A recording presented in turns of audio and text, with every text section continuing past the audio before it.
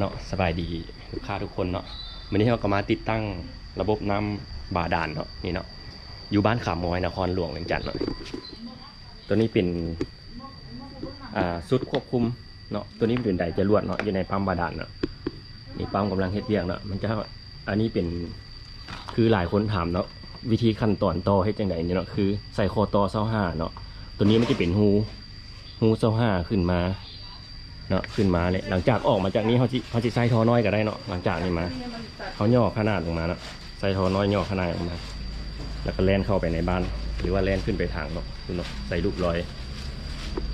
เนาะนี่เนาะวิธีการแล่นไฟ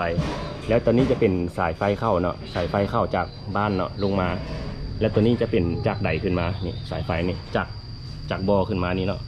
ขึ้นมานี่จะออกไปสายไฟคือ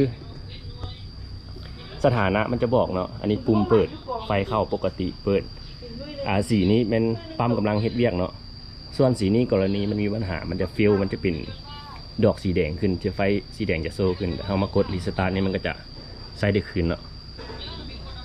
โอเคใครสนใจติดตั้งเนาะสอบถามได้เด้อนครหลวงเขาก็ได้เนาะตอนนี้อยู่นครหลวงเนาะ